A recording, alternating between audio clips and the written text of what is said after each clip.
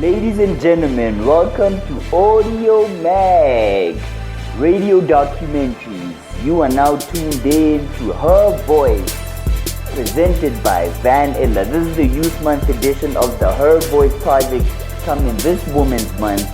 On this documentary, we'll be talking to women about topics of women power, education, governance, and nation building.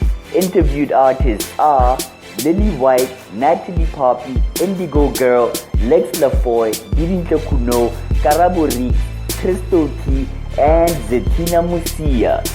Have a good one. This is beautifully curated by Van Illa, and you are tuned in to Audio Mag. As a young woman in South Africa, I think politically we are, at this day and age and the time that we are in, I think politically our government and our society is being challenged in ways that it hasn't been challenged in the last 21 years. I think that to a large extent women are still second-rate citizens in a lot of ways, in a lot of places, in a lot of countries, in a lot of institutions.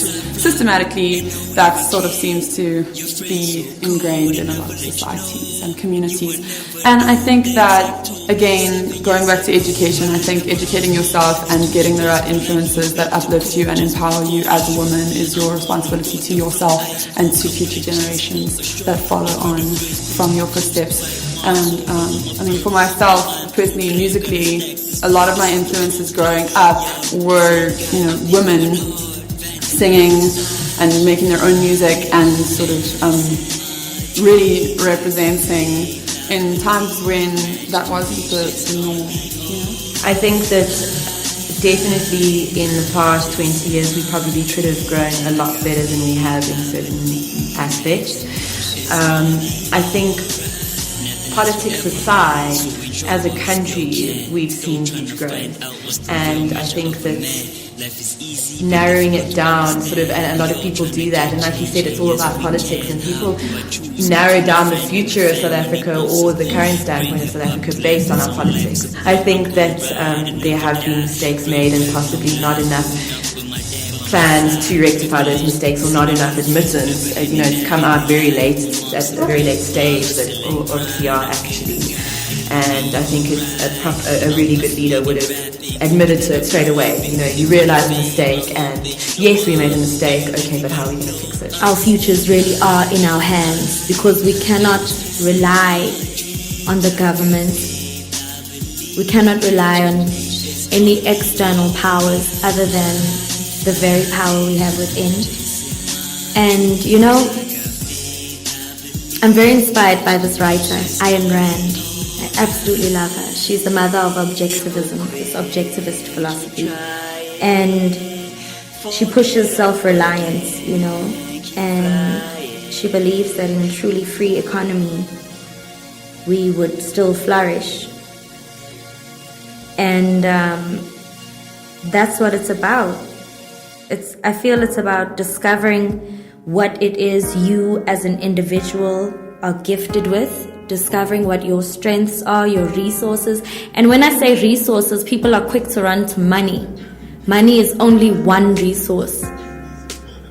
And for me right now, even having gone through times where I haven't had money, I know that my most valuable resource is actually myself, and that natural resources might not be trees and flowers, but natural resources are the resources that we are born with naturally, like my character, the ability to communicate, my personality, my gifts, those things that I was not taught. Money seems to be running the world, and so it's important that we maintain a level of equality, and in doing so, you need to be practicing your right to vote. You need to be politically aware. You need to have an understanding of your social positioning in society, because whether you like it or not, whether you see yourself as spirit or whatever, your life experiences are determined by those factors. because I'm black, because I'm a woman, I will get and not get various opportunities. I will be treated and perceived to be a certain way. And I obviously have to prove more of myself because of the hegemonic society or hegemonic system that we live in, that is governed by patriarchy and capitalism and obviously race. So it's important to be politically aware. It's important to exercise your right to be political and to understand your power and the fact that you have an influence. If the women of the politics come together, I'm sure there would be a solution. You know, I'm not saying that men are bad, but I feel like even if they just put heads together, I mean, why not? Why can't we have free education? You know, I mean, I wanted to study music while I was working at Orlando Towers, and it was a permanent job. I left a permanent job to do the arts, you know, and I couldn't afford my fees. And at that time, I was struggling. You know, how can I pay my fees while I'm working? And I was like, you know what, let me just forget about studying music, you know, but I'll just pursue it because I love it and I'm passionate about it. And that's what happened. And I went on and I wrote a song called Why. It's all about, if you'd listen it closely on SoundCloud, it talks about how students should be the forefront of, and it was before the whole #FeesMustFall movement. And it was just an encouragement to say you can still do it even though, you know, you can't really afford, but just don't dwell much on looking cool or just remember the future of where you're going to be, where you're going to, you know, just think about that. Don't dwell much of, I need a cool sneaker to show my friends or whatever, you know. It's not about that. At the end of the day, it's about your life. So why can't they make our education for free? You know, I definitely agree with the students. You know, we should have free education. We have so much hatred with our youth. That's so unnecessary because, I mean, we were not, I mean, I was born during apartheid, but I knew nothing of it. And my family never told me about it because they didn't want us to grow up with that. Because, you know, Mandela took over and we were ANC, we were Mandela, viva, viva. Because he had a vision. He had a vision for the youth. He had a vision for education. He had a vision for South Africa. And he had a vision for unity. And I feel that ever since his death, all of the things that he envisioned and he actually got us doing just fell down the wayside. And I think our youth today have got so much hate for no reason. Apartheid was a horrible thing, but we don't live in it anymore. So why are we trying to dig it up from the grave itself and try and bring it in again? Racism is such a huge thing, but you know what? Racism overseas is even worse than what we have here. So we need to try and kill it. We need to kill that fire. And for people that are still part of back in the day, they try add fuel to it. And that's the worst thing that we can ever do. Is, I mean, why must we live our lives with hatred and we must live so apart from one another? Why can't we see that there's unity and diversity and accept one another for their differences? I mean, at the end of the day, our blood is red.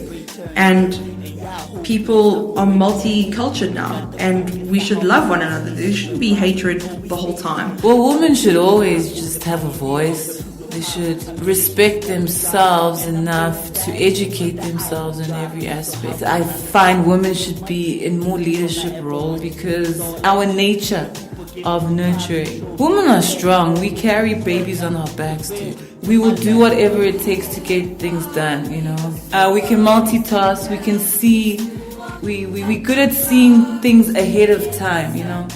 And I think women should really be taking reins on money, you know, on the economic side of things, because we most of the time have to hold households, we have to hold the fort, you know.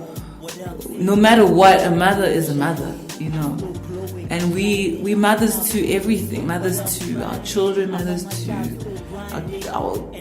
our friends. You know, we are just mothers. South Africa is a mother nation. We need to respect our children, learn from our children, teach our children, because we really teaching them value systems, so that the whole violence aspect is not how we solve problems. You know, we solve problems with our minds. Corruption is always going to exist, because as long as there's rich and there's poor, somebody is eating from someone's hand. We just have to put pillars in place that our kids don't learn how to solve. You know, problem solving is such a mess in this country. How do we solve problems? And I think that's, if we educate ourselves how to solve problems, you know, instead of being aggressive and violent. If we put more money into art, I promise you there'll be a lot of different ways of talking about what's going on, about how to get young people involved in political issues or involved in changing things, because we don't work from a spiritual space in this country. We work from it's almost demonic. The whole aspect of using violence is demonic, it's evil. We're not spiritual. We don't value ourselves and our children. And I keep saying that because kids are watching everything that's happening, and it's like, oh, this is how we solve things. So if we put art saves lives. So hashtag that. Hashtag art saves lives. I'm really a flower child. I love happiness. Like, you know, you know that whole thing of free hugs. Hashtag free hugs, like standing and just, I'd love to be remembered as somebody who really spread love, and who's a good person. I think we always aspire to be rich or have things, and it's just aspire to be a good person, aspire to give, aspire to be authentic. Do not despise where you are at right now, because your presence and your now all contributes and add to your future that you are working towards. And all the places that I've worked in, you know, I've worked in a bank, I've worked in events, I've worked in restaurants, I've worked in insurance, I've worked in all these random things, you know, but at the end of the day, knowledge and experience is never wasted, because all the practical and all the corporate values you learn while working for somebody else, one day you take that and you make it work for you. So whether it's music, whether it's baking, whether it's catering, whatever it is that you've learned from a business structure and system, you simply take all of that and you make it work for you. The same way I have to deal with my admin and my communication and my emails is the same way I've dealt with it while working in a company, because if you want to reap corporate rewards, you have to apply corporate ethics to your work, no matter what.